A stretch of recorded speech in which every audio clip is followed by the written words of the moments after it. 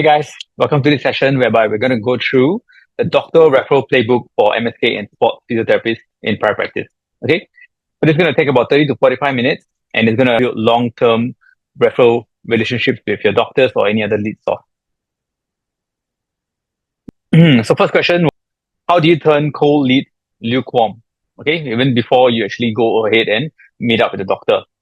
And the goals of it should be to actually to reduce the friction and make yourself more familiar to the person that you're about to meet up. And how you can do that is basically to follow the 7-11-4 rule. Okay, so this talks about how in any kind of especially online platform or consumer psychology, for someone to make a purchase online, it takes them consuming 7 hours of content and having 11 interactions with whatever this product or company or brand is. And this company or brand or product should be appearing on 4 different platforms before someone actually makes the purchase. So this was a survey done by Google, and this is this is the stats that they actually came up with. Right? So even though this mainly applies to online branding, we can actually tweak it and apply it to actually the physiotherapy market or in the healthcare setting, essentially. Okay, and how does this apply to physios? Okay, so what you can do is actually go through interactions or have interactions in your social media through comments, DMs, and even on different platforms such as Instagram and LinkedIn before you actually meet up with the doctor. Okay, so what you can do is actually build rapport through these platforms and know that a lot of times it's not going to be just one-off, right? So you got to constantly do it, and it might take you weeks or months even actually before you meet up or get a meeting with this person.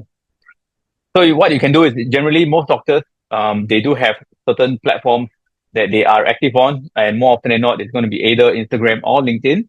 And this is where you can actually connect with them, and you can actually also follow their the company's page as well. Once you've done that, you can actually start to engage with them and to show your curiosity in a couple of their products or certain services that they are actually promoting, and actually get them to find you more familiar. Okay, and I'll give you some examples. So this is me, as you can see the date stamp there, back in 2020, and you can see I'm actually speaking to a certain doctor here. Yeah, so whatever they post, you can either send them emojis or react to a couple of their stories or comment on their posts and reels. And you have to constantly do it, so you can see that it actually took even years before I can actually get even a soft response from this doctor. But I can tell you that this doctor is still a very loyal person to our brand and supports our brand really well as well. So, and you can see there's was actually a lot of work done in the background. Okay, and this is what you can do even prior to actually making that first connection or first conversation with this person. Okay, so if you do follow them and you have participated in certain engagement with this doctor, and if they do follow you back, don't just leave it there. What you want to do is take it to the next stage, and you also want to message them, either drop in the DM, say, hey doc, love what you do with so and so, be it total knee replacements or hand surgeries or whatever their interest is, and let them know that you are actually watching their content, okay, or watching their growth. And this actually helps to build rapport.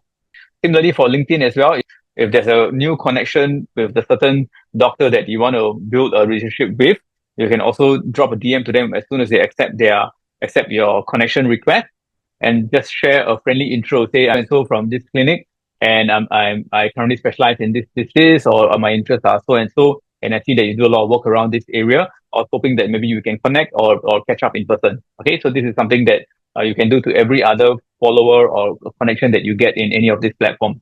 And always end each message with a question. So this sparks their curiosity as well as you are actually inviting them to give you a response. Okay, because especially all these people, they are going to be generally quite busy individuals. So you do want to prompt them to come up with a response. And I'll show you some real life examples as well. So you can see this is me back in 2018 with a certain doctor. So you can see I just go ahead to introduce myself. I'm a physio from so and so. I previously worked in this place, and I have actually moved into my own clinic. And I was hoping that I can have some opportunity to share my services and some of the patients that I actually see. And would you be free one of these days? And also you want to work towards reducing the barrier of entry. So I said I would drop by your clinic. Yeah. So always be thinking about how to reduce the barrier for the connection. So once I said that, you can see it actually took a couple of days for the doctor to respond back, but that's fine. Yeah. So just understand that everyone is busy, so it's okay to wait and move from there. Yeah. So he did reply and mention how he's busy between a couple of clinics and best to call the clinic to make an appointment. So these are things that I've also learned through many interactions. So immediately, of course, I do call back the clinic and made an arrangement to see the doctor. And I booked in, and we had a great conversation. And until today, again, he's a great supporter of the brand.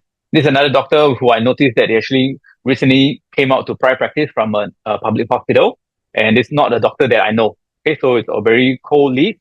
So I just drop a DM, congratulate them. Of course, people are happy to receive congratulations and do a quick intro and ask if I can get in touch with his administrative staff, not him directly, because you have to respect that everyone is busy. So you want to make the barrier of entry as low as possible and say that I can make an appointment if everything is okay. Yeah? And he actually took it on himself to arrange for with me. So gave me some of his available time and actually ended up meeting him. And it was quite a good conversation that we had as well during that time. And I also brought some of my colleagues into the meeting. One last example. So this is another doctor. So you can see him fast forward 2020, still doing it, still hustling. It's the same year in, year out. Any doctors, any new connections, this is the process that you go through. Yeah. Yeah. So wish him again, he is someone who newly came to private practice. If you do find someone who is in your vicinity or your situation, like being in private practice, send them warm regards, congratulate them, and invite them to a meal or coffee and so on. And always propose to make the arrangement as easy as possible. You can even these days send Calendly links or don't send. So actually you can request them to give their availability and you can make the booking for them as well. So those are different things that you can do. And this doctor is also a good friend of mine still. Yeah. Next is to cold emailing. Okay. So before we go into it, so that was a question that was posed by one of you, how to make cold emails respond to you better and how to actually make it more productive. So off the bat, I need to tell you that, okay, the cold emails do not work and why. Okay, so first we have to understand why cold emails don't work. Okay, is the fact that it never actually most of the time reach the doctor. Okay, so if you find an email from a website of a doctor, it's often a very generic admin or info at so and so orthopedic.com. And when you actually send an email with a template message, it's going to be filtered by the administrative staff. Okay, and they are going to just chuck it to one side and it's never actually going to get to the doctor. So it's not that the doctor is not responding to you, but it actually never got to them. And the reason being is emails are looked at as very low effort. Okay, and be it any relationship, anywhere that you want to succeed, the more effort that you put in and the more effort that you show that you have put in, it's going to lead to a better response. So if email is all that you have done, equals to a very low response and it's found to be very passive, it's going to be forgotten and it's almost immediately never going to build any kind of tangible rapport. And this is why cold emails don't work. Instead, okay, try this instead, okay, where you take part in social media engagement, okay, make yourself lukewarm, okay, do the steps that we went through in the first part. If you want to come by, provide value, provide something else other than just showing your face. So you can come in, actually drop some gifts, be it a festive occasion related to the occasion. Just bring something small. Doesn't have to be fancy. Doesn't have to be very expensive, but it's just showing the gesture that you're going more than just sending a cold email. Okay, you want to build that trust. You want to build that value that you're actually proposing. Okay, even better. Okay, send them a client first. Okay, provide them the value again, and then you can initiate a conversation when you're actually trying to connect with the doctor. Use a personalized approach. Call first. Don't just show up. Call first. Introduce yourself and request for a brief in-person meetup, like I showed you in the previous example. So I'm not saying don't ever use cold emails, but the cold email should be step one, and not the whole strategy. So instead of emailing, so I'd rather, for myself, walk into a doctor's office and knowing that the doctor is in and be prepared to wait.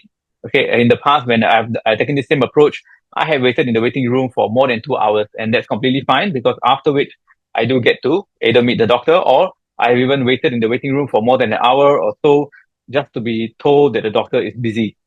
It's okay. You come back again and ready to grind because the more you hustle, the more interactions they possibly have, the more they hear your name, the chances of getting a meetup is that much higher. Yeah. Okay, let me just close some of these. Anyway, these are some of the things that we'll go through later. But yeah, number 3. So dealing with unfriendly receptionists. So some of you ask, how do I actually even get my foot into the clinic? because most of the time they are stopped by the clinic receptionist. Yeah. So you want to turn the gatekeepers of the clinic into allies more than obstacles. Okay. And how do you do that? First, you call them or in their clinic phone, likely the receptionist would answer and you ask for their name. Okay. Don't just say, hello, this is, and I want to speak to this doctor so and so. You say, hi, may I know who's speaking? Okay, so quickly get to know their name, and then you respond back, say, "Hey Gloria, could I check with Doctor Jonathan is actually free during this period?" Okay, and I myself am a physiotherapist working at this place, and we have a few mutual clients in together, and I was hoping to come and introduce myself to let him know exactly where I am located and what I do. Yeah, so this is how I would generally try to phrase my statement, and not just having a cold call and saying that just this is me and I want to talk to the doctor. Yeah. And people generally like to hear their own name. Okay. So every time you call someone, they like to hear their own name, and this is one of the hacks of being more charismatic. Yeah. So when you want to be more charismatic, very often you want to tell them or call them by their name, right? So that's one very easy way, and small things you can do, even though it may seem very trivial. This is going to go a long way. And you're wondering, how else can I know the receptionist's name?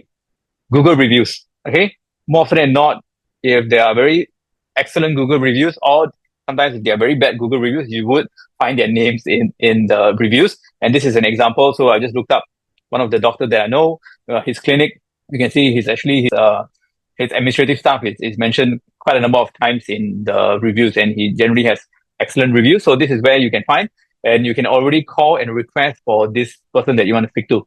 Say, can I speak to Ruth in this case? Yeah, I was just hoping to let you know more of my services and how I can connect with your doctor so and so, because we have a few mutual clients, or I understand that he specializes in this thing and so do I, and so on and so forth. And that's going to get you just the small step closer to the front. Always mention that you won't take more than 5 minutes, because it shouldn't, and you don't want to take up more of their time than needed. Yeah. And if it goes longer, that's also fine. Yeah. And also you can also consider bringing something for the reception team as well. So if you are coming in, so you can see this is an example. I actually offered, because I said I was coming up from Coffee Bean, and I actually offered to bring some coffee up. But of course, the doctor did eventually say that, don't worry, I'll meet you I'm coming down, I'm going to meet you downstairs in the end. But then in my head, I'm thinking, oh, there goes my play of actually bringing something to the clinic, because these are the steps that I actually go through, no matter any time of the day. And what I did was actually got coffee for both of us. Okay. And two different flavors. He can pick any of it, right? So you also always want to be the one that provides the most value, right? So eventually we had a great conversation, and he's still a long-term partner for the brand. Yep. So always mentioning a shared patient is definitely one extra foot into the door. Never start with the pitch. Always start with how you can collaborate, how you can help the other person that you're talking to.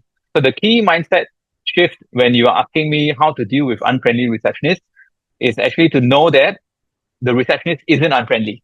They are trained to filter unnecessary visits, and your job is to be valuable and memorable. Next question is how to break through the noise when you know that clinics already get a lot of physio visits. The key here is to actually prepare like a pro. And what I mean by that is follow the 1:2 ratio rule. So if you have scheduled a meeting for 30 minutes, you have to spend half the time to prepare for the meeting. And when you're preparing for the meeting, what you're actually doing is researching the doctor's background. You can actually go into the website and find out the bio of the doctor, even the patient demographics that he serves or he or she serves, and even going into their socials to find out a little bit more about their lifestyle and family and general interest as well. So once you have done that for the 15 minutes, you're going to go into the conversation, into the meeting, so much more confident and have an array of things that you can actually talk about, or that you have mutual interest with. Or you might be curious to find out more about certain things that they have listed. And this is going to make you feel feel more secure and more confident when you're going into these meetings as well. So follow the 1:2, prepare more. And of course, as you get better at it, as you do more of these, you will need lesser and lesser time to prepare before going into the meeting as well. Yeah, but at the start, 1:2, it's what I would highly recommend. So every time, always going in, you are providing value, not just requests, as I've spoken. And know that it's a numbers game. Okay. So, it's just like dropping flyers on in front of cars, right? You need to put out at least 1,000 to maybe get a conversion of 1 or 3%. Yeah. So same, you got to meet up with so many doctors. You got to try different methods, different avenues, different platforms before you get your foot in the door. And even after that, you still need to work on the relationship. So it's a numbers game. Yeah. So the earlier you start, the more people you speak to, the better you're going to get at it. And remember, you only need that one strong referral source to get you going.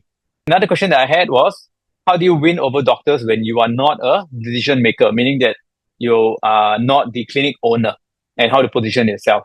So what you want to do is get doctors to trust and refer to you, even if you're not the clinic owner. So one of the main ways that you can actually position yourself is actually having a mindset shift, okay? Where you're not thinking about whether am I the decision maker, but it's you're thinking about how much value can I add to this doctor. Okay. So there are things that you can specifically say, meaning some of the key things that you do for the company. For example, you might be running the marketing arm of the company. You might be doing up the in-services for the company, the clinic. And this actually makes you relevant in the eyes of the doctor.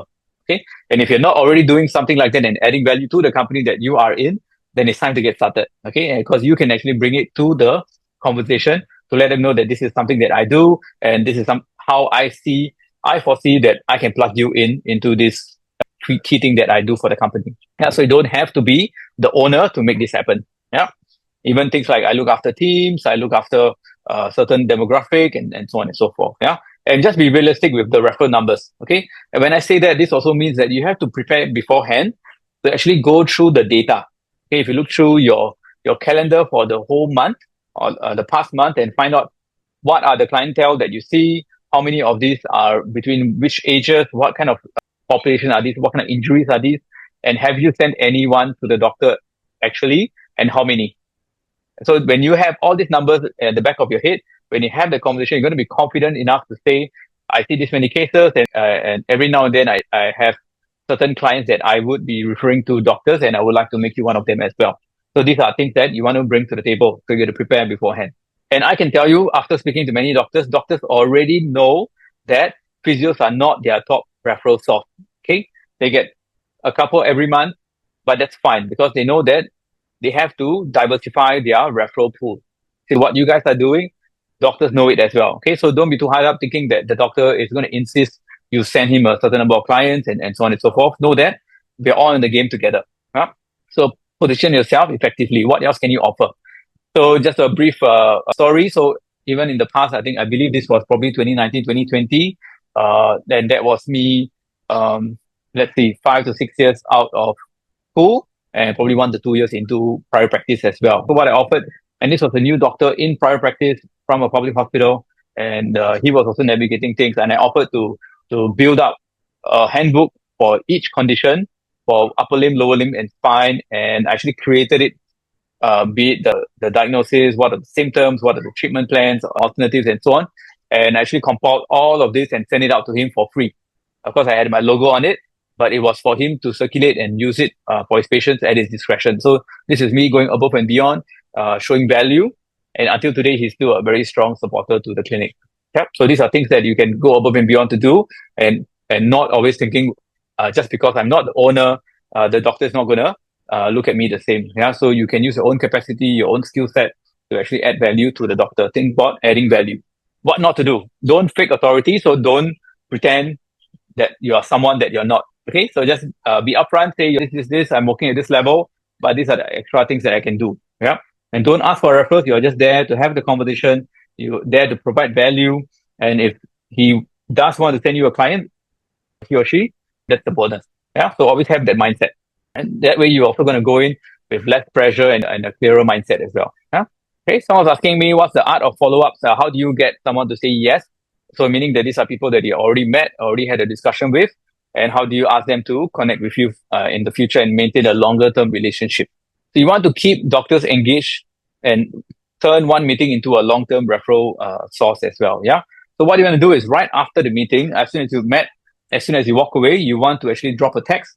Say, hey, doctor, I love the discussion today on so and so topic, and I look forward to working together on certain demographic and client pool as well. Or if they had a conversation about you on certain topics, maybe they curious about certain knee sleeves that you are aware of that they don't, or whatever it is, right? You can just quickly send them that information into the chat as well. Yeah, that's how you keep the lead warm. And of course, prior to that, you already gotten a name card.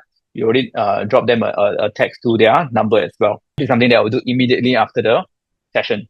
Yep. And how to keep the lead even more warm. So you can actually even a few days later or the next week to say, hey, I just refer the client to you. That's the best. Yeah. Or you can say, hey, by the way, you were asking me about this so and so. This is just me getting back to you on that. Hope you find it useful. So this is again how you keep the lead warm, provide value. You can also remind them on past competition. We mentioned last about so and so, just checking how is it going.